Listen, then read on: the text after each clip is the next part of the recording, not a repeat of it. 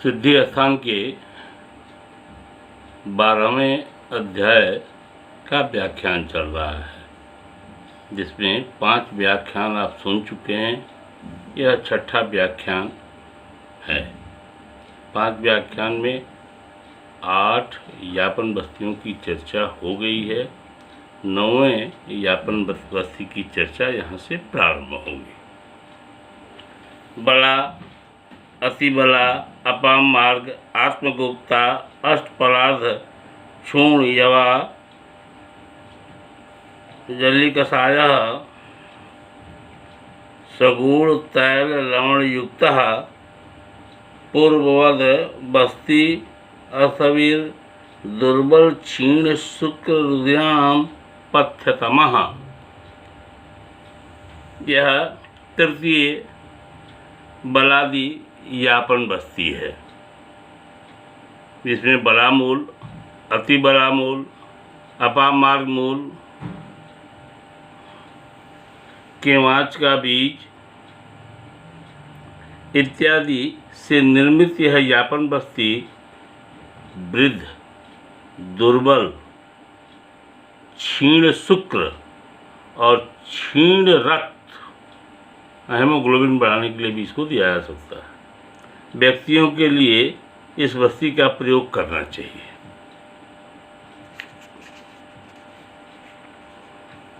एक बात ध्यान रहे, संस्कृत में जो बोल रहा हूँ उसमें सारे द्रव्य बोले जा रहे हैं, लेकिन 29 बस्तियाँ हमें बोलनी हैं और उसके अंदर भी बहुत सी बस्तियाँ हैं। आगे मैं गणना बताऊंगा। अभी सामान्य रूप से बस्तियों की गणना मैं बता रहा हूँ, इसलिए पुस्तक अवश्य देखें। बहुत ही सुंदर औषधियों की चर्चा यहाँ है, जिससे आप धनी मानी चिकित्सक बन जाएंगे। धनी का अर्थ है ज्ञान वृद्ध। आइए, 10वीं बस्ती यह चतुर्थ बलादि यापन बस्ती है, जिसमें बला, मधुक, बिदारी, दार्भमूल, मृदका, यवई, कषायम, माजे न पैसा पक्वा, मधुक, मदन, कल्कीतम, समधु घृत सैंधवम, ज्वरार्तिभ्यो बस्तिम दद्यात्। अर्थात बलामूल, मुलेठी, बिदारी कंद, डाभ का मूल, मुनक्का, अधकुटे जौ, इन सबों को बकरी के दूध से निर्मित करके इस यापन बस्ती का प्रयोग ज्वर से पीड़ित व्यक्तियों में किया जाता है। जब ध्यान से 11वां देखिए, सालिपर्णी, पृष्ठपर्णी, गोक्षुरक, मूल, कास्मर्ज, पौरुष, खजूरक, फल, मधुक, पुष्पैर, क्षीर जल, प्रस्थान, सिद्धा, कषायः, पिपली, मधुकोत्पल, कल्कितः, सघृत सैंधवा, क्षीणेन्द्रिय, विषमज्वर, कर्षितस्थ, बस्ती सस्ता। यह सालिपर्ण्यादि बस्ती है। इसमें सरवन, पिठवन, गोखुर की जड़, गम्हार का फल, पाकड़, खजूर, महुआ का फूल के साथ बकरी के दूध से बनी यह बस्ती जिनकी इंद्रियां क्षीण हो गई हों उन्हें, तथा जो विषमत ज्वर से कृश हो गए हों उन्हें यह बस्ती देनी चाहिए। गद्यांश 16 देखें। यह स्थिरादि यापन बस्ती है। स्थिरादि पंचमूली, पंच चपलेन, साली, षष्टिक, यव, गोधूम, मास, पंच प्रसितेन, छागम, पयासतम, पाका, शेषम, कुकुटांडक, रस, स, मधुर, घृत शर्करा सैंधव सौवर्चल युक्तो बस्तिर्विश्यतमो बल वर्ण जनयश्च इति यापन बस्तियों द्वादशा। 12वां है ये स्थिरादि पंचमूल,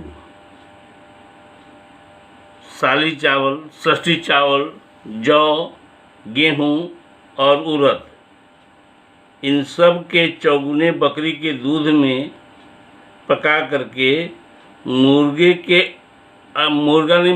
अंडे के रस से भी इसको सिंचित करना, अर्थात मुर्गी के अंडे के रस भी इसमें पड़ेंगे।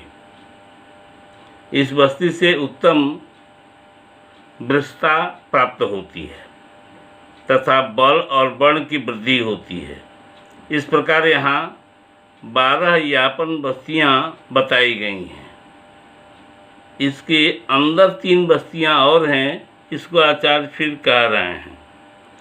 कल्पश्चैव सिंहो नर्द हंस सार सांड रसेषु स्यात्। यहाँ जो विधान मुर्गे के अंडे के रस से बताया गया है, उसी विषय में मोर, सारस या हंस के अंडे का भी प्रयोग किया जा सकता है। अर्थात 13वीं बस्ती लघु पंचमूल, साली, षष्ठी आदि को दूध में पकाकर उसमें मोर के अंडे का रस और मधु, घृत, चीनी, सेंधा नमक, संचर नमक मिलाकर बस्ती देने से उपरोक्त जो लाभ बताए गए हैं वह होते हैं।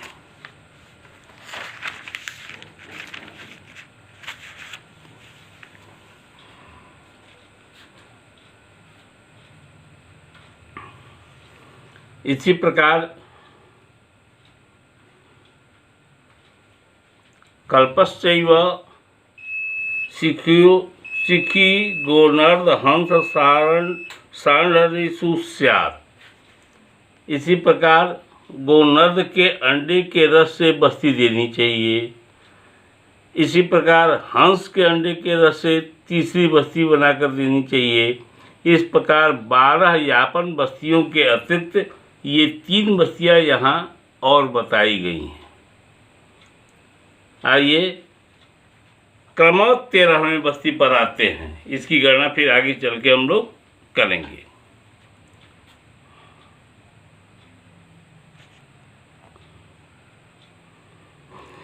ये बलवर्धक बस्ती है।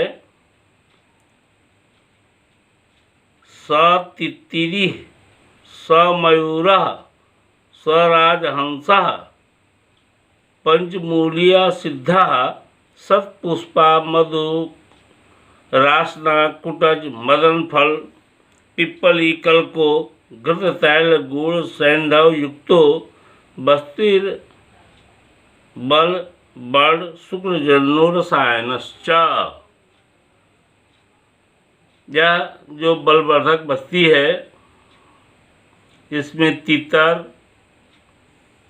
मोर, राजहंस, इनके मांस और लघु पंचमूल के द्रव्यों से विधिवत पकाए हुए बकरी के दूध में सौंफ, मुलठी, रासना, इंद्रजौ, मदन फल और पीपर का कल्प तथा घृत तेल, गुड़ और सेंधा नमक मिलाकर दी गई बस्ती बल, बड़ और शुक्र को उत्पन्न करती है तथा यह रसायन भी है।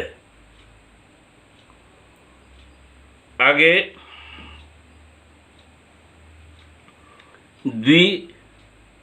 14वीं बस्ती क्रमवत 14वीं बस्ती है। बस्तियाँ तो ज़्यादा बोली गई हैं।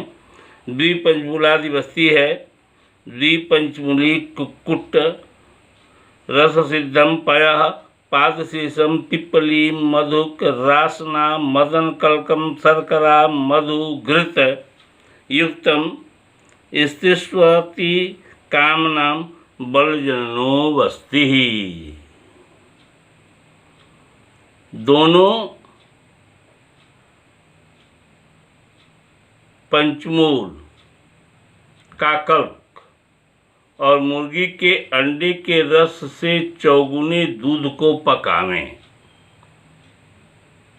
जब चतुर्थांश शेष रह जाए तो छानकर उसमें पीपर, मुलेठी, रासना और मदन फल का कल्प तथा चीनी, मधु, घृत और उसमें मिला लेने के बाद बस्ती देने से यह अधिक मैथुन की इच्छा करने वाले व्यक्तियों में बल को उत्पन्न करने वाली बस्ती है।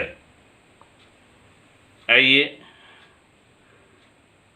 गद्यांश तीसरा देखें।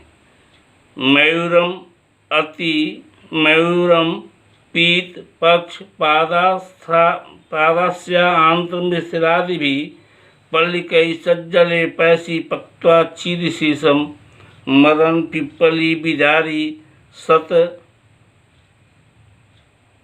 कुसुम मधु कल्पितम मधुघृत संधव युक्तम बस्तिम दद्यात्। इसी स्व अति प्रसक्त क्षीणेन्द्रियभ्यो बलवर्करम। अर्थात मयूर का मांस जिसमें पीठ, पांख, पैर और मुंह के चोंच, इन सबों से वह मांस रहित हो तथा स्थिरादि लघु पंचमूल वर्ग के प्रत्येक औषधियों को एक एक पल की मात्रा में लेकर उसे चौगुने जल और गोदुग्ध में पकाएं। जब दूध मात्र शेष रह जाए तो छानकर उसमें मदन फल, पीपर, बिदारी कंद, सौंफ और मुलाठी का कल्प तथा मधु, घृत और सेंधा नमक मिलाकर बस्ती का प्रयोग करें। यह बस्ती मैथुन में जो अधिक आसक्त हैं, मैथुन में आसक्त होने का अर्थ है सदा प्रवृत्त रहना तथा जिनकी इंद्रियां क्षीण हो गई हैं, ऐसे व्यक्तियों में बल और वर्ण को भी यह बस्ती उत्पन्न करती है। इसलिए इस तरह के रोगियों में इस बस्ती का प्रयोग करना चाहिए।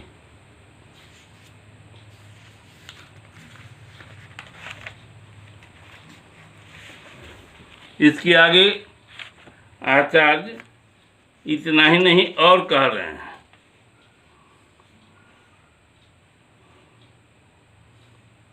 विकल्पश्चैव विस्कर प्रस्तुत प्रसह अम्बुचरेषु स्यात् अक्षीरो रोहितादिषु च मत्स्यसु।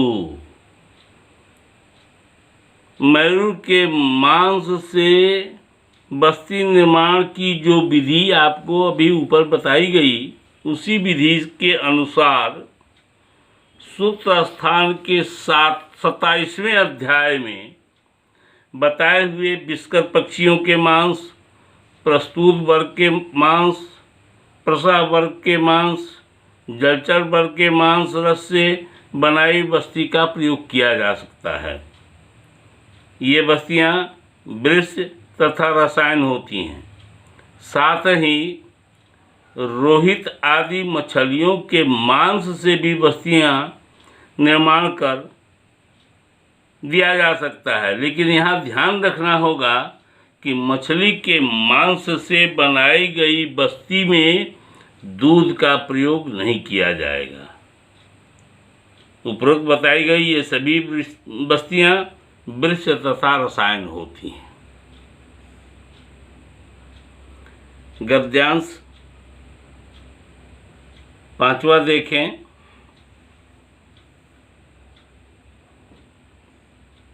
गोद, नकुल, मार्जर, मुसिक, सलक, मांसानाम, 10 पलान, भागान, सपंचमूलान, पैसी, पक्त्वा, तत्पया, पिप्पली, फल, कल्क, सैंधव, सौवर्चल, शर्करा, मधु, घृत, तैल युक्तो वस्तिर्बल्यो रसायनः क्षीण क्षतस्य संधान करो मतितोर उसका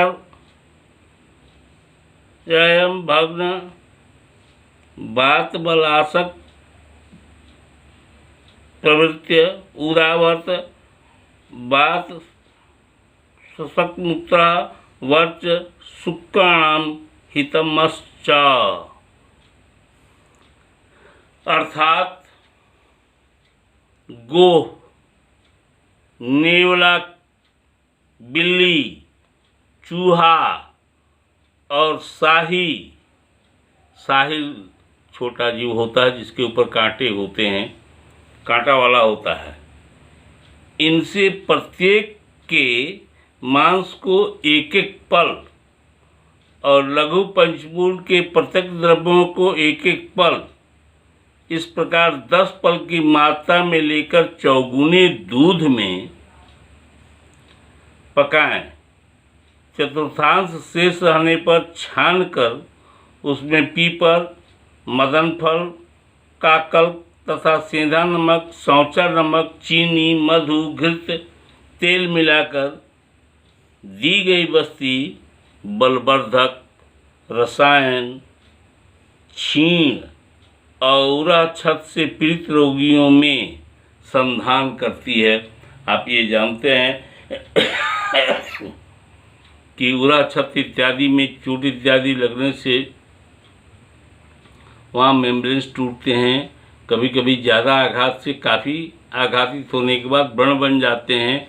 ऐसे व्रणों को भरने के लिए भी इन औषधियों की बस्ती संधान कारक होती है। तथा जिन व्यक्तियों की छाती मथी गई हो, अर्थात बलवान व्यक्तियों के द्वारा पकड़ करके जोर से दबा दिया गया हो, या रथ, हाथी, घोड़ा आदि से लड़े जाने के कारण वक्ष प्रदेश भग्न हो गया हो, या बात बलासक आदि एवं उदावर्त बात के कारण जिनका मूत्र मल शुक्र रुक गया हो, ऐसे व्यक्तियों में यह बस्ती हितकर होती है। इस तरह से यहाँ 8 क्रमवार बस्ती बताई गई, जिसके अंदर भी बहुत सी बस्तियाँ बताई गई हैं।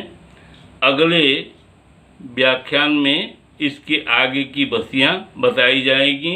यहाँ 29 क्रमवार बस्तियों की चर्चा करनी है हमें, जिसके अंतर्गत भी अलग अलग बस्तियाँ बताई गई हैं। और धीरे धीरे मैं इसे बढ़ा रहा हूँ ताकि आप इस बात को समझ सकें, चूँकि काफ़ी लाभदायक बस्तियों का प्रयोग यहाँ आचार्य के द्वारा कहा गया है। यदि मैं आगे भागूंगा तो डग तो मैं बोल रहा हूँ, लेकिन बिना पुस्तक देखे इन बातों का सही ज्ञान आपको नहीं होगा। धन्यवाद।